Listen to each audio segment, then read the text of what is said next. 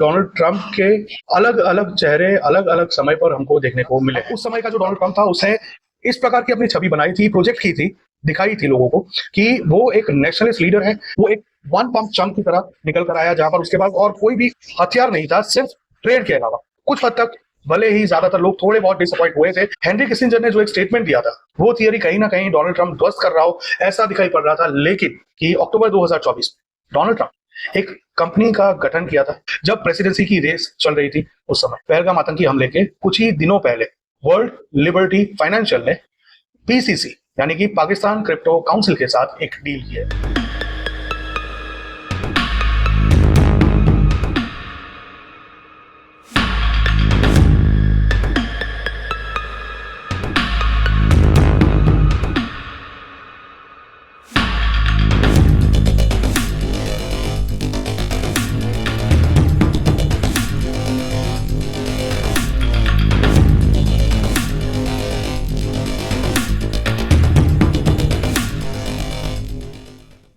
नमस्कार दोस्तों, India strike channel पर आपका स्वागत है। तो ये जो पर्टिकुलर वीडियो है डोनाल्ड ट्रंप के ऊपर, वो हम अपनी दूसरी चैनल के लिए बनाने वाले थे, लेकिन कुछ डिटेल्स ऐसी हैं जो आपके साथ डिस्कस करना ज्यादा जरूरी है। तो उसी वजह से हम ये जो पर्टिकुलर वीडियो है वो इस चैनल के लिए बना रहे हैं और मैं खुद यहाँ पर इसको आपके साथ साझा करने के लिए आया हूँ। अब बात करें अगर डोनाल्ड ट्रंप की, तो डोनाल्ड ट्रंप के अलग अलग चेहरे अलग अलग समय पर हमको देखने को मिले हैं। अब ऐसा हम क्यों कह रहे हैं, तो सबसे पहला जो हमको चेहरा देखने को मिला उसका डोनाल्ड ट्रंप का, वो था इलेक्शन के पहले, जब वो इलेक्शन के लिए मार्केटिंग कर रहा था, प्रमोशन कर रहा था, अपने वोटर्स को प्रभावित करने के लिए, इन्फ्लुएंस करने के लिए जिस तरह से रैलीज वगैरह कर रहा था। साथ ही में उसके ऊपर जो हमला हुआ उसके बारे में भी हमने आपके साथ वीडियो साझा किया था। अब उस समय का जो डोनाल्ड ट्रंप था उसने इस प्रकार की अपनी छवि बनाई थी, प्रोजेक्ट की थी, दिखाई थी लोगों को कि वो एक नेशनलिस्ट लीडर है जो कि यूएसए के लोगों के हित के बारे में सोचता है और उन लोगों के लिए ही वो काम करेगा।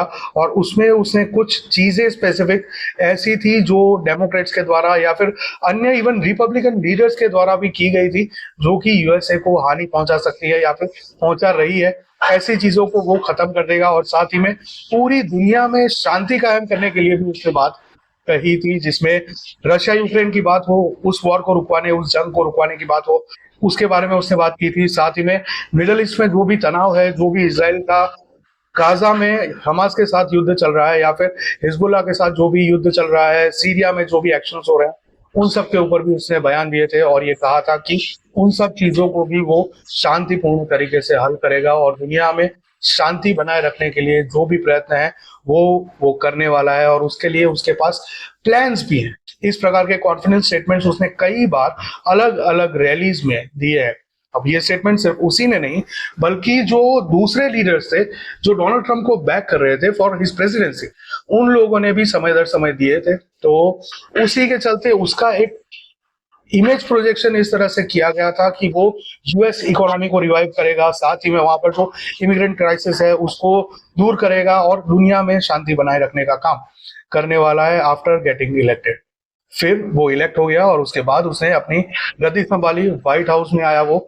उसके बाद उसने स्टार्ट किया ट्रेड वॉर। बहुत सारे एग्जीक्यूटिव ऑर्डर्स उसने one after another constantly sign किए, जिसमें बहुत सारी चीजों को ओवरटर्न करने की भी उसने कोशिश की और साथ ही में बहुत सारे ऐसे एक्शंस लिए जिससे ये दिखाई पड़ा, जिससे ये प्रोजेक्ट हुआ कि कहीं ना कहीं वो यूएसए के लिए अच्छा काम कर रहा है। अब इसी के साथ पैरेलली उसके जो टीम मेंबर्स थे या जो भी ऐसे लोग थे जो भी ट्रम्प सपोर्टर्स थे, उन लोगों ने समय दर समय डेमोक्रेट्स को और अन्य जो भी लीडर्स हैं उनको एक्सपोज करने का काम, चाहे वो सीआईए हो, चाहे वो एफबीआई हो, इन सभी को एक्सपोज करने का काम समय दर समय किया है, चाहे वो माइक बेंज हो, चाहे वो माइकल रूबियो हो या फिर अन्य कोई।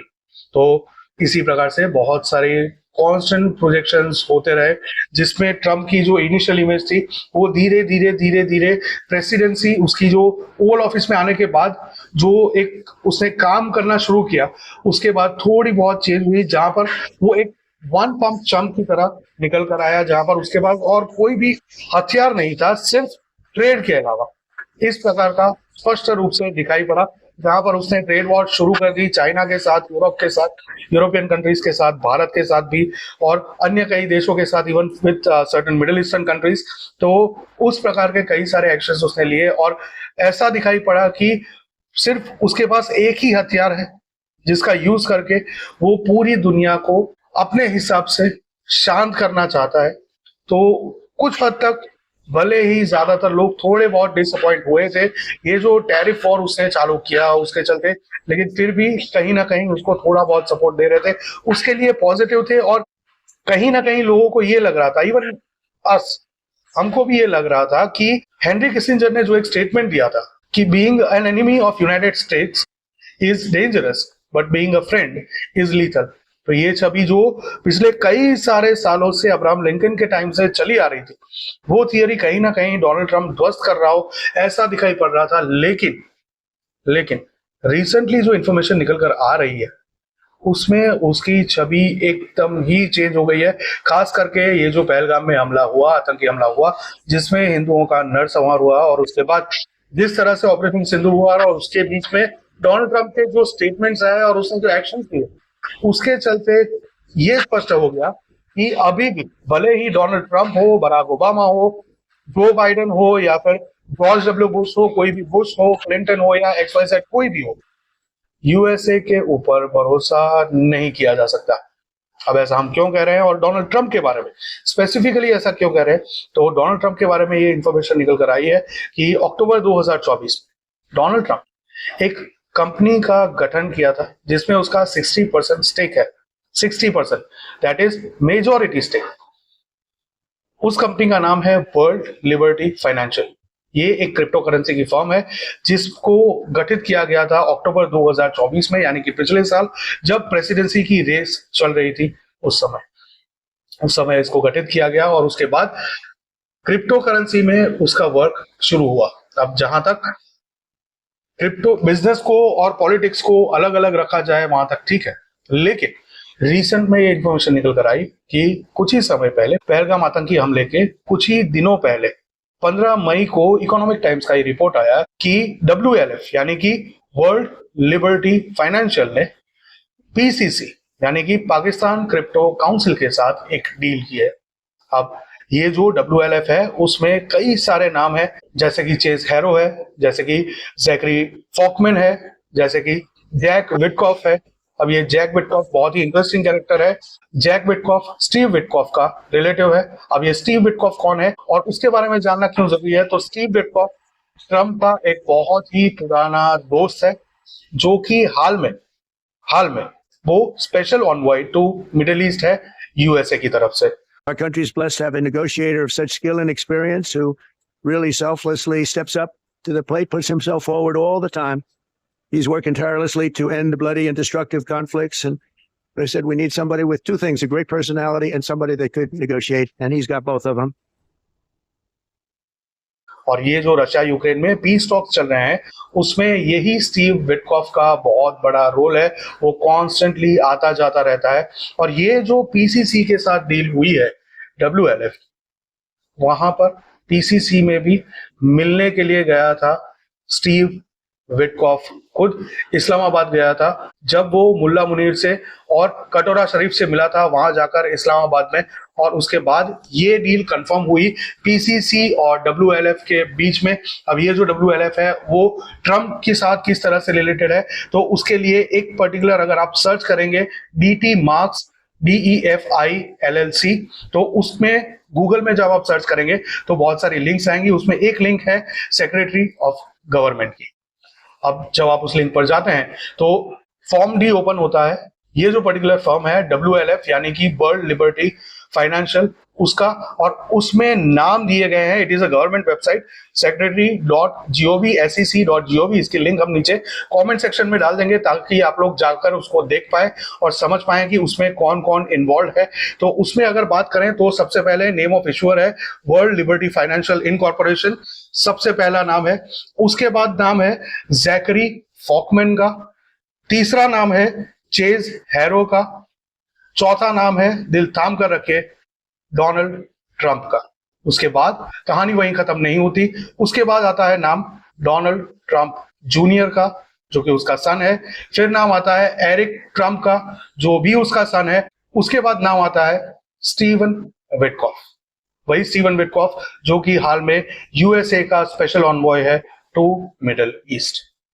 तो बेसिकली ये जो फर्म है जिसने पीसीसी के साथ यानी कि पाकिस्तान क्रिप्टो काउंसिल के साथ डील की है इन लास्ट मंथ, वो डायरेक्टली एसोसिएटेड है, वो चलाई जा रही है डोनाल्ड ट्रंप के द्वारा, उसी की निगरानी में, उसके फैमिली की ये फर्म है, ऐसा भी माना जा सकता है। अब ऐसा हम श्योरिटी के साथ क्यों कह सकते हैं, तो हम ये स्क्रीनशॉट लगा रहे हैं यहाँ पर WLF की वेबसाइट पर से जो हमने लिया है, जिसमें आप स्पष्ट रूप से देख सकते हैं कि किस तरह से उनकी जो टीम है उसमें सबसे पहला नाम है डोनाल्ड ट्रंप का, जिसको चीफ क्रिप्टो एडवोकेट बताया गया है। उसके बाद नाम है एरिक ट्रंप का, उसका सन।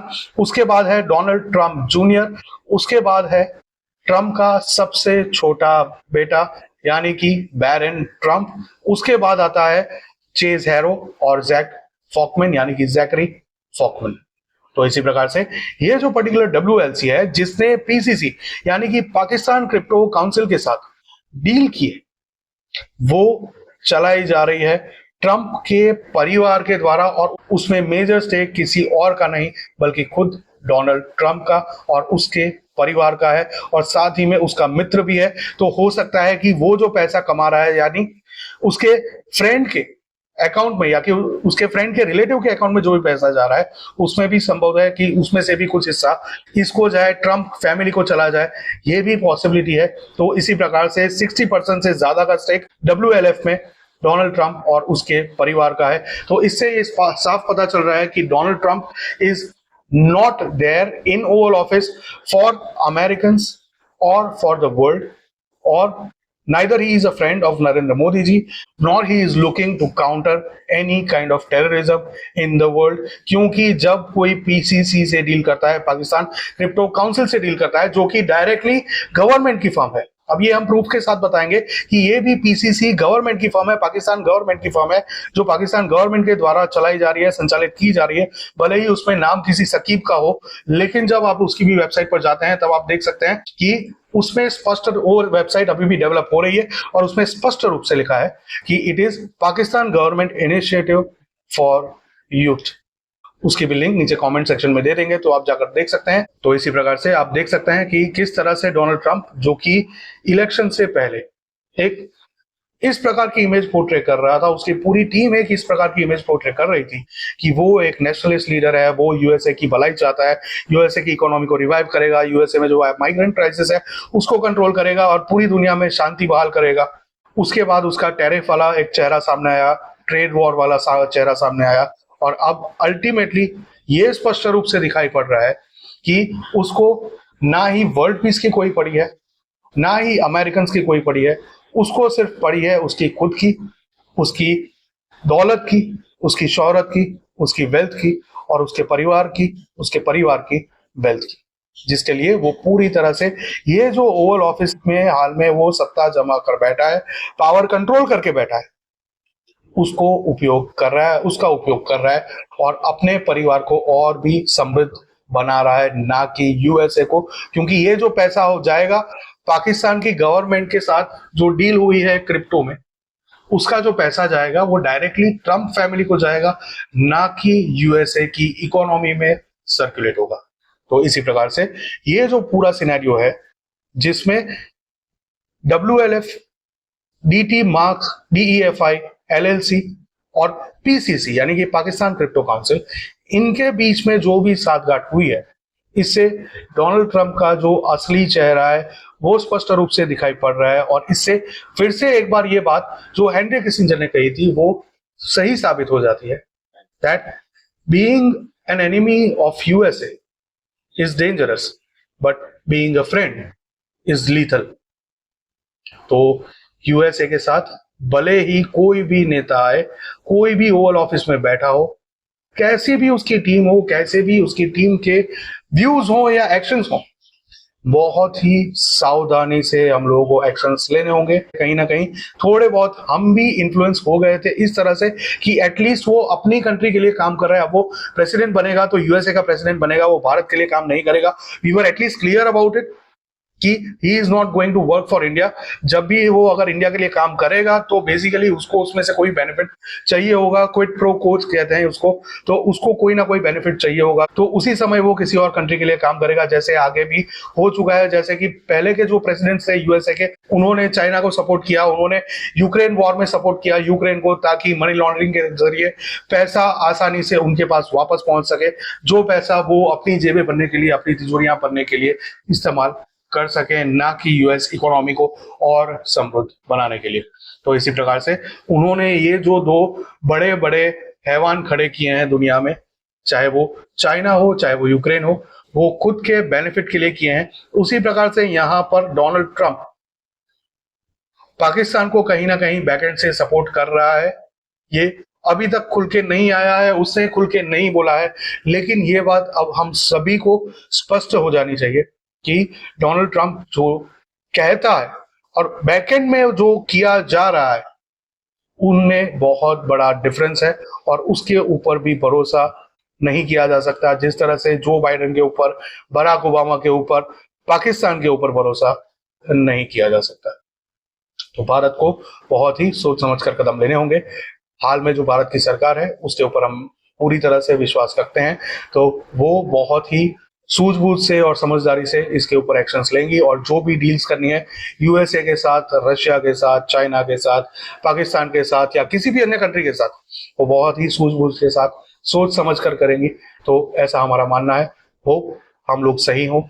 आप क्या सोचते हैं इसके बारे में, और क्या आपको पता था डोनाल्ड ट्रंप के इस शेडी डील के बारे में पाकिस्तान क्रिप्टो काउंसिल के साथ, जो कि डायरेक्टली चलाया जा रहा है आसिम मुनीर, शहबाज शरीफ और उन लोगों के द्वारा, पाकिस्तान एस्टेब्लिशमेंट के द्वारा? उसके बारे में क्या आपको पता था, ये हमें कमेंट में जरूर साझा करें। वीडियो को लाइक करें, चैनल को सब्सक्राइब करें, बेल आइकन दबाना ना भूलें ताकि आपको रेगुलर अपडेट्स मिलते रहें। साथ ही में क्यूआर कोड दिया है तो स्कैन करके सपोर्ट करना ना भूलें, ताकि विदाउट हेजिटेशंस, विदाउट हर्डल्स हम लोग ऐसी खबरें आप लोगों के लिए लाते रहें। अगर आपने सब्सक्राइब नहीं किया है तो इस चैनल को सब्सक्राइब कीजिए। साथ ही में हमारा दूसरा भी चैनल है इंडिया स्ट्राइक्स नेटवर्क, उसको भी सब्सक्राइब कीजिए। उसका भी जो हैंडल है वो नीचे डिस्क्रिप्शन में दे देंगे, तो जाकर उसको भी सब्सक्राइब करें, ताकि हम लोग जो अन्य खबरें उसके ऊपर शेयर करते हैं वो भी आपको मिलती रहें, जो संक्षिप्त में होती हैं वो भी आपको मिलती रहें। मिलेंगे अगली खबर में, तब तक के लिए जय हिंद, हर हर महादेव।